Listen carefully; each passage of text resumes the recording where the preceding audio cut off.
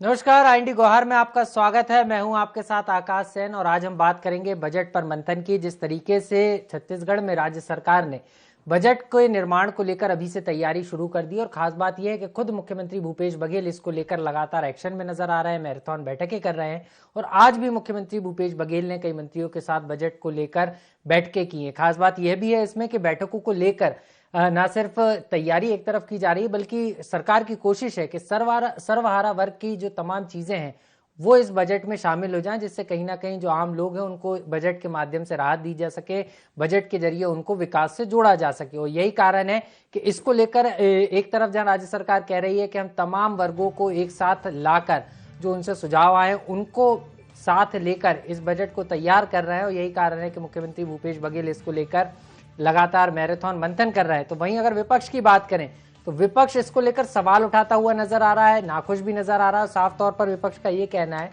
कि सिर्फ ये दिखावा है, जो तमाम चीजें हैं वो समय पर की जाने की जो सवाल सरकार के द्वारा किया जा रहा है कि हम समय पर कर रहे हैं, योजनाओं को लेकर बजट बना रहे हैं, लेकिन ये भ्रष्टाचार वाले बजट की तैयारी हो रही है कि किस तरीके से सरकार को इसका फायदा मिल सके। ये बजट आम लोगों के लिए नहीं होगा, इस तरीके से विपक्ष जो है सवाल उठाता हुआ भी नजर आ रहा है।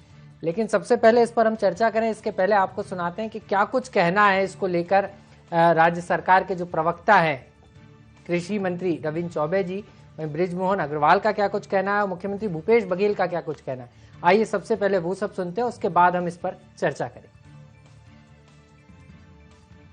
आने वाले संभावित बजट पे सभी विभागीय मंत्रियों और उच्च अधिकारियों से लगातार चर्चाएं हो रही हैं। केंद्र सरकार के द्वारा भी छत्तीसगढ़ को दे लगभग 32,000 करोड़ रुपया शेष है। उसके बावजूद भी हमारी जो प्लान साइज है वो कितना बढ़ाया जा सकता है, नई योजनाओं को कैसे शामिल किया जा। और ये तो खाली एक दिखावा है।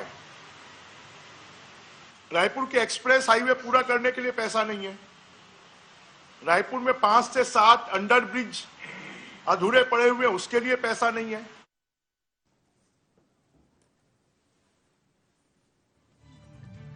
तो सीधे तौर पर आप सुन रहे थे बृजमोहन अग्रवाल थे जो सवाल उठाते हुए नजर आ रहे थे कि 1,20,000 करोड़ का बजट जो है, अनुपूरक बजट जो पिछले साल आया था उसको मिलाकर इतना बजट अभी तक सरकार के पास आ चुका है, लेकिन इस बजट का सही उपयोग नहीं किया गया। इस तरीके का आरोप जो है बीजेपी की तरफ से लगाया जा रहा है। वहीं अगर सत्ता पक्ष की बात करें तो सत्ता पक्ष का साफ तौर पर कहना है कि बजट पर मंथन सिर्फ मंथन के लिए नहीं बल्कि चिंतन मनन हो रहा है और किस तरीके से विकास की योजनाओं को पंख दिए जाएं, इस पर चर्चा की जा रही है। और इसी पर आज हम चर्चा भी करेंगे कि किस तरीके से जो है राज्य सरकार बजट पर मंथन करती हुई नजर आ रही है। इसके लिए हमारे साथ खास मेहमान जुड़ गए हैं, हमारे साथ खास पैनल है।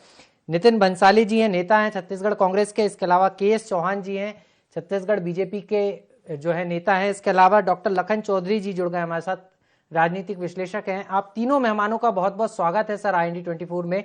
सबसे पहले भंसाली जी आपसे शुरुआत करना चाहूंगा कि बजट पर मंथन की शुरुआत जो है छत्तीसगढ़ में हुई है, 3 दिनों से लगातार मुख्यमंत्री भूपेश बघेल इसको लेकर ना सिर्फ एक्शन में नजर आ रहे हैं बल्कि तमाम वर्गों को जो है इस बजट के जरिए राहत दी जा सके और विकास को पंख दिए जा सके, ऐसी कवायद जो है राज्य सरकार कर रही है, कैसे देख रहे हैं?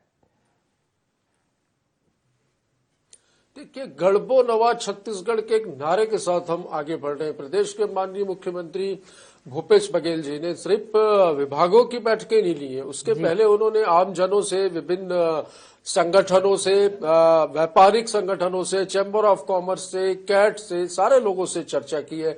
अभी हाल में सारे मंत्रियों से 1-to-1 चर्चा करके वो बजट का खाका तैयार कर रहे हैं। हमारा उद्देश्य जो है छत्तीसगढ़ प्रगति के पथ पर निरंतर जिस प्रकार अग्रसर है, आने वाले वर्ष में, आने वाले वित्तीय वर्ष में हम इसे और बेहतर तरीके से प्रगति के पथ पर ले जाएं। बजट में स्वास्थ्य, युवा, महिलाएं, व्यापारी, आंगनबाड़ी, रोजगार आदि जो भी क्षेत्र हैं, सारे क्षेत्रों में बेहतर काम किए जा सके, इस और प्रयास किया जा रहा है। साथ ही कुछ नई योजनाओं को भी लाने का प्लान है इस बजट में कि उन योजनाओं को भी लाकर किस प्रकार लोगों को उसका लाभ पहुंचाया जा सके। कुपोषण के खिलाफ छत्तीसगढ़ की एक बहुत बड़ी लड़ाई चल रही है जिसमें हमें काफी अच्छी सफलता भी मिली है।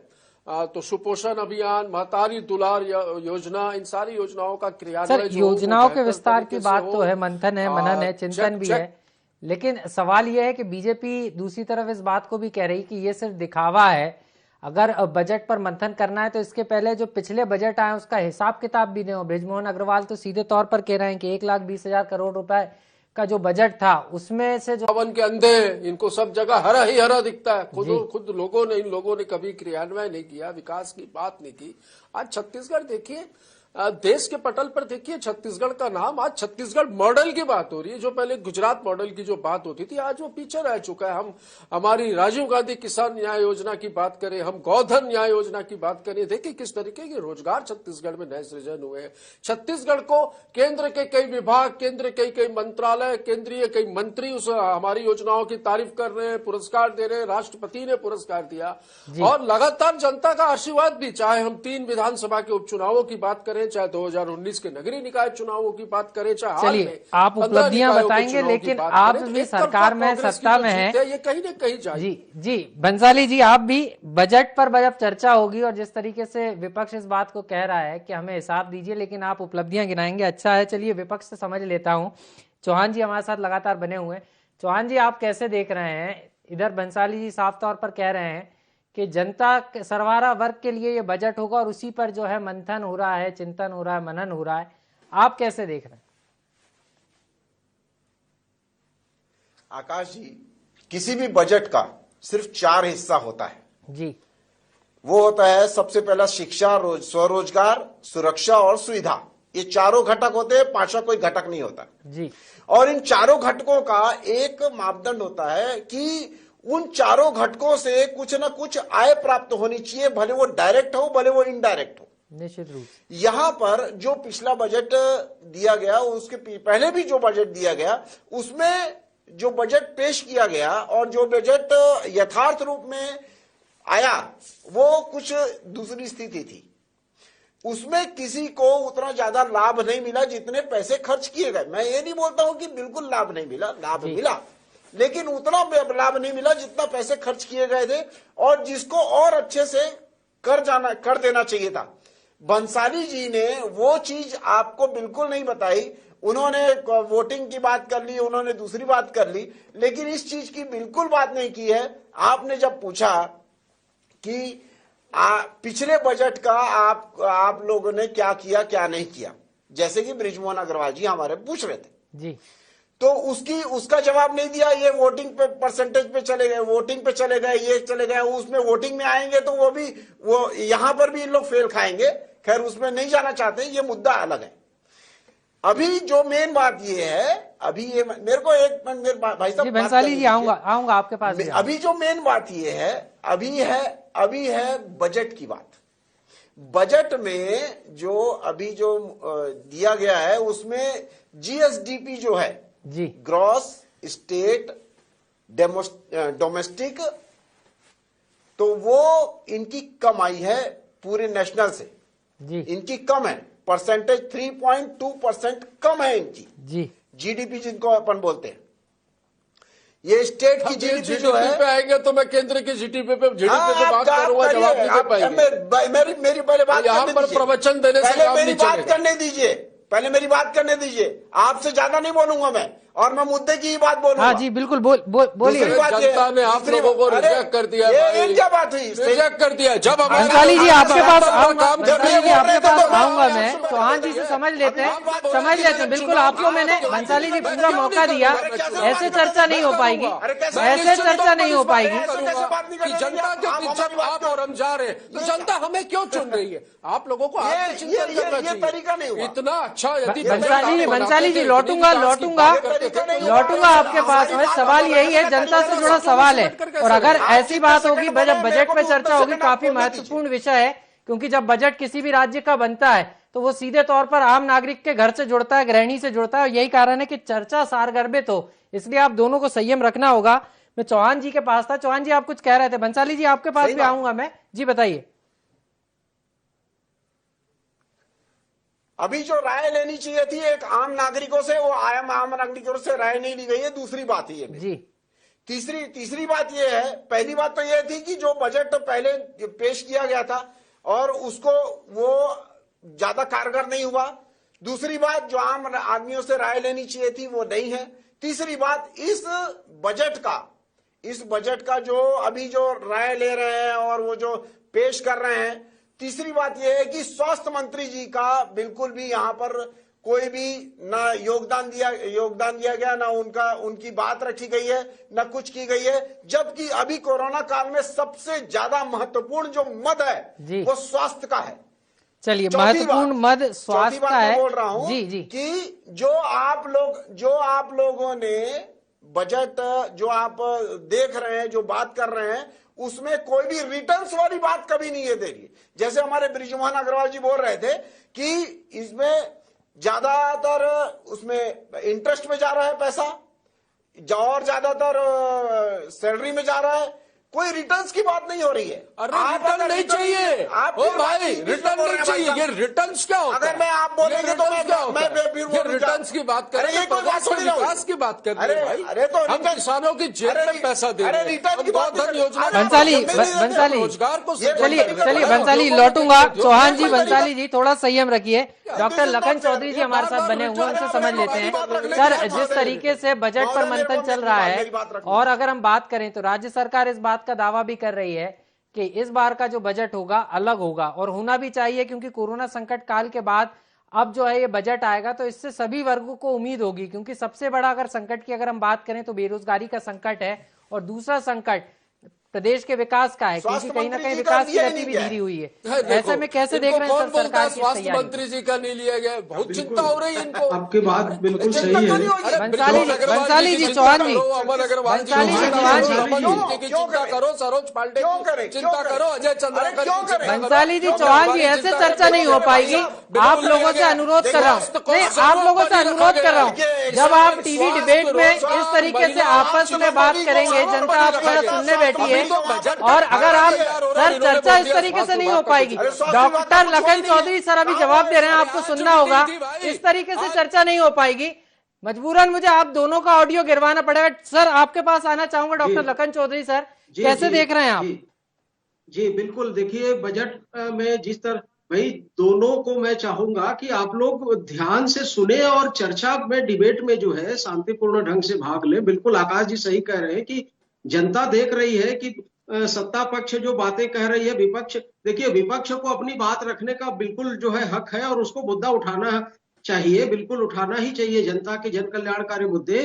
और निश्चित रूप से देखिए मैं भी इस बात को मानता हूं कि बजट का जो आकार है आकाश जी, उससे जो है मैं भी इत्तेफाक नहीं रखता कि बजट का आकार आप चाहे कितना भी बढ़ा दे। जैसे कि अभी कहा जा रहा है कि 1,20,000 करोड़ के आसपास का बजट बन चुका है। निश्चित रूप से बजट का आकार बड़ा होने से लोगों को लगता है कि इस बार जो है बहुत अच्छी राहत मिलने वाली है और लोगों को इससे फायदा होगा, लेकिन इस तरह की बातें नहीं होती। देखिए बजट में महत्वपूर्ण बात क्या होता है कि आंकड़ों का जो हेर फेर होता है, उससे बचने के लिए मुझे लगता है कि सरकार को बजट के आकार को बढ़ाने के साथ साथ उसके क्रियान्वयन पर, जो इम्प्लीमेंटेशन हम लोग जिसको बोलते हैं, कि उसके क्रियान्वयन पर ध्यान देना चाहिए।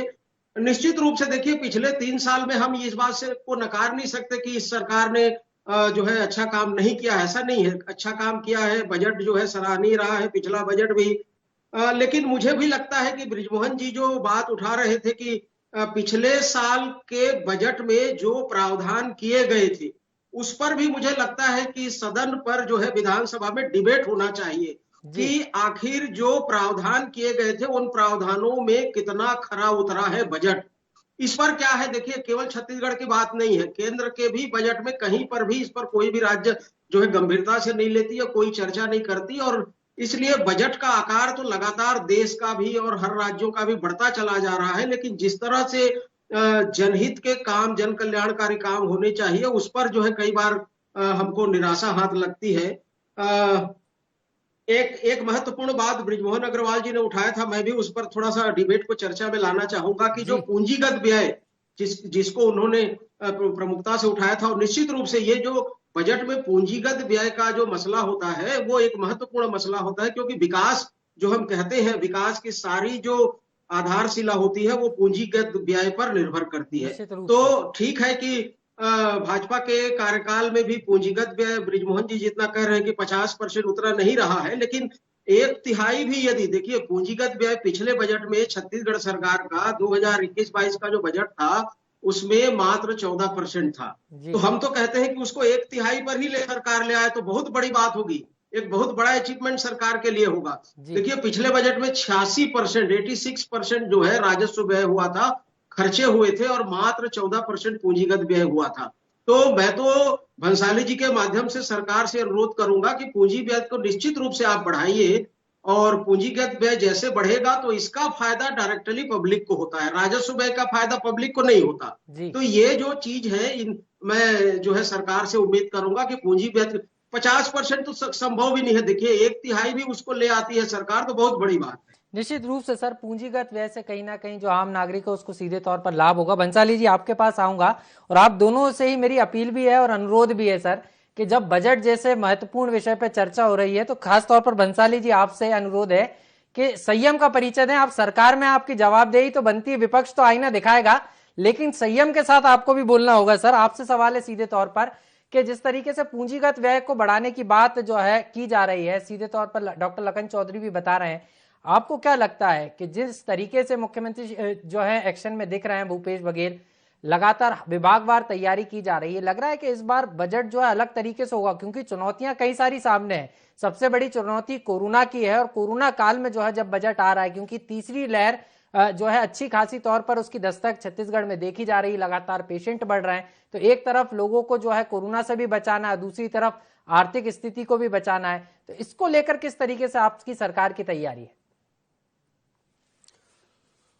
सरकार बनते ही हम चुनौतियों का ही सामना कर रहे हैं, और चुनौतियों से लड़कर ही हमने छत्तीसगढ़ को एक अलग दिशा में, एक बेहतर दिशा में ले जाने का काम किया। निश्चित तौर पर बजट जो है वो बेहतर होगा, हर बार से कुछ अलग चीजें बजट में दिखेगी। जिस प्रकार विभिन्न वर्गों से चर्चा करने के बाद, संबंधित विभाग के अधिकारियों से, संबंधित विभाग के मंत्रियों से, चैंबर ऑफ कॉमर्स से, कैट के पदाधिकारियों से, सबसे चर्चा करने के बाद जो बजट का खाका तैयार किया जा रहा है निश्चित तौर पर बहुत आकर्षित होगा। और जितनी लोक कल्याणकारी योजनाएं छत्तीसगढ़ में संचालित है उनका क्रियान्वयन किस तरीके से बेहतर तरीके से हो, इस पे जोर दिया जाएगा। साथ ही जैसा कि मैंने कहा कि शिक्षा, स्वास्थ्य प्रमुख मुद्दा है। अभी मेरे साथी प्रवक्ता कह रहे थे कि स्वास्थ्य को कुछ नहीं दिया, आज ही मीटिंग हुई है भाई, सबर करो। अब जानकारी कम लेके आएंगे तो इसमें मेरी कोई गलती नहीं, आज ही बैठक हुई है, और जब बजट का खाका, अभी बजट तैयार हो रहा है, बजट प्रस्तुत तो हुआ नहीं है।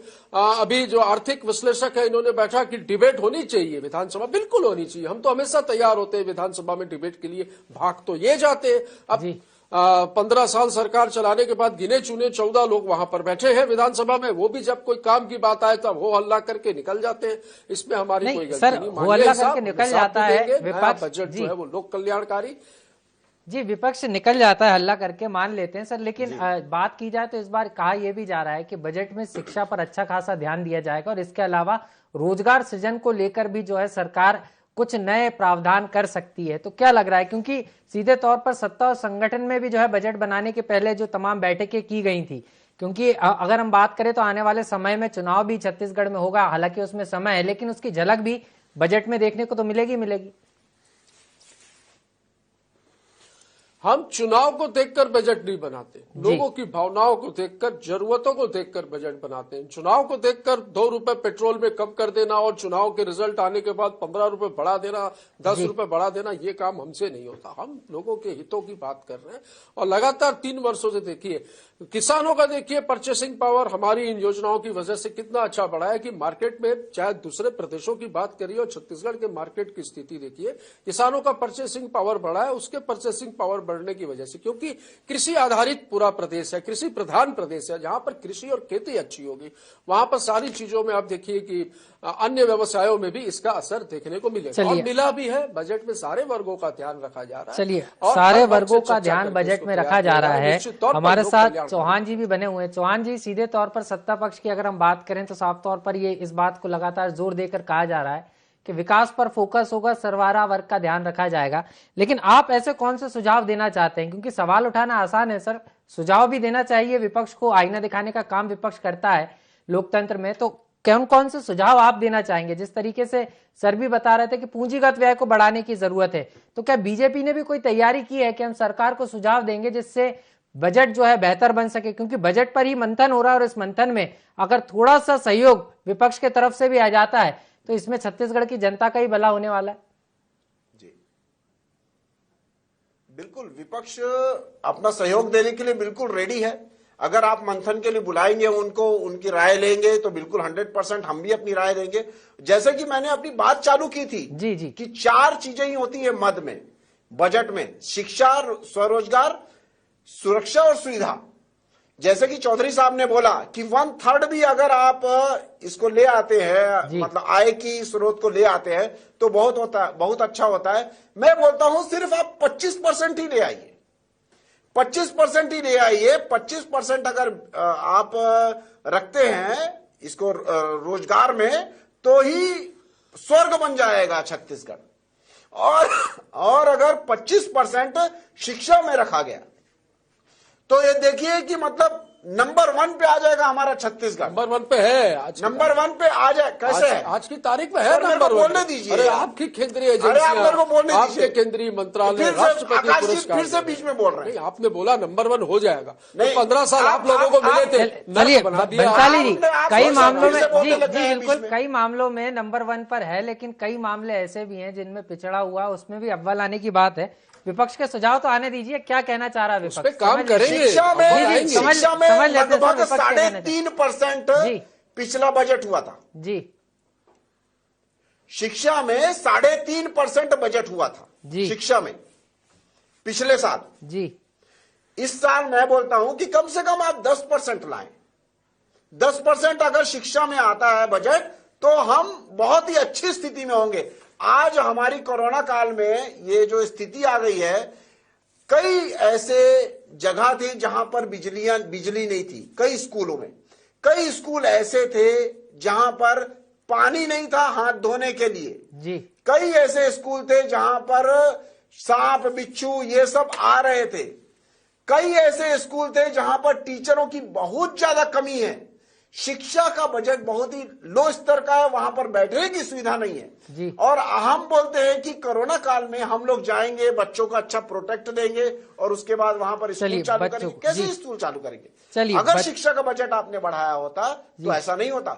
चलिए, शिक्षा के बजट की बात, हमें अपनी आय को बढ़ाना है, जैसे कि चौधरी साहब ने बोला जी। ये सांप बिच्छू निकलते हैं, स्कूलों की स्थिति खराब है, पीने का पानी नहीं है, ये सब एक 15 साल इनके पास था, हमको तो 3 साल हुआ है। 3 साल में देखिए कहां पहुंचा है छत्तीसगढ़ का मॉडल। लगातार सुधार की दिशा में। आत्मानंद स्कूल की भी बात कर दो भाई, क्यों नहीं कर रहे? अच्छा काम बिल्कुल, ये तो सियासत का प्रश्न है, लेकिन बजट में क्या खास होगा? जी बिल्कुल, डॉक्टर लखन चौधरी जी। 12,000 करोड़ रुपया स्कूल शिक्षा विभाग ने मांगा है। 2000 स्कूल में 3 आत्मानंद स्कूल है। 2000 स्कूल में। अरे ठीक से देखना भाई, ये एवरेज है। 150 स्कूलों का खाका तैयार हो चुका है, काम चालू है, लगभग 50% स्कूलें चालू हो चुकी है। 3 आत्मानंद स्कूल है। चलिए, डॉक्टर लखन चौधरी जी भी हमारे साथ लगातार बने हुए हैं। लखन सर, आपके पास आना चाहूंगा। बात बजट की है, लेकिन बजट सीधे तौर पर घरों से होता है, लोगों से होता है और वो लोग प्रभावित इससे होते हैं और यही कारण है कि इस पर आरोप प्रत्यारोप भी और सियासत भी देखने को मिल रही है। सर, इसके अलावा आप कैसे देख रहे हैं, क्योंकि यहाँ सरकार के लिए सर्वहारा वर्ग को संतुष्ट करने के लिए बजट का निर्माण करना एक किसी चुनौती से कम होने वाला नहीं है। जिस तरीके से पूंजीगत व्यय की बात आपने कही कि इसको बढ़ाना होगा, लेकिन इसके अलावा स्वास्थ्य और रोजगार, ये 2 भी महत्वपूर्ण मुद्दे हैं और इस पर अगर सरकार बजट का बड़ा प्रावधान नहीं करती है तो भी संकट में सरकार पड़ सकती है, क्योंकि लोग जो है सीधे तौर पर जीवन यापन करने के लिए लोगों के पास आय के स्रोत बचे नहीं है कोरोना की वजह से, और वहीं दूसरी तरफ कोरोना संकट की जो तीसरी लहर है वो सामने खड़ी है। बिल्कुल, आपकी बात बिल्कुल सही है कि स्वास्थ्य तो हमारी फर्स्ट प्रायोरिटी होनी चाहिए, सबसे पहली प्राथमिकता स्वास्थ्य।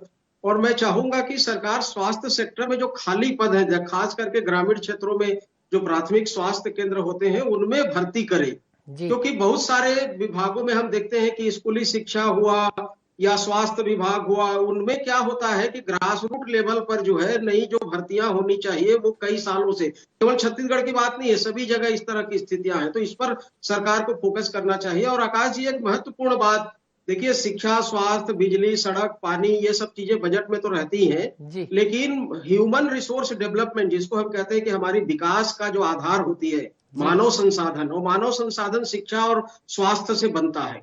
यदि हम इंग्लिश मीडियम स्कूल खोल रहे हैं, बहुत अच्छा है, मैं उसका समर्थन करता हूं, उसकी तारीफ भी करता हूं। सरकार ने इनिशिएटिव लिया, जैसा कि भंसाली जी कह रहे थे कि आत्मानंद स्कूल जो चालू किया गया है बहुत अच्छी बात है, लेकिन उसकी आड़ में अभी बहुत से चीजें हमको देखने मिल रही हैं कि जो ग्रामीण क्षेत्र में जो हिंदी मीडियम के स्कूल हैं उनकी उपेक्षा हो रही है। जी निश्चित रूप से सर, समय कम है, माफी के साथ आपको सरकार रोकना उस पर चाहूंगा। हिंदी मीडियम स्कूलों की जो है अब अनदेखी की जा रही है, इस तरीके की बात भी जो है राजनीतिक विश्लेषक बता रहे थे, विधि विशेषज्ञ भी हैं। आप तीनों मेहमान हमारे साथ जुड़े, आपका बहुत बहुत धन्यवाद। तो सीधे तौर पर अगर हम बात करें तो आम बजट को लेकर छत्तीसगढ़ सरकार ने मंथन और मनन करना शुरू कर दिया है, लेकिन सवाल यह है कि इस बजट से जिस तरीके से जनता को उम्मीदें हों, उतनी उनकी उम्मीदों पर ये बजट जब आता है तो कितना खरा उतरता है, ये देखना महत्वपूर्ण होगा। बजट पर मंथन में इतना ही, मुझे दीजिए इजाजत, नमस्कार।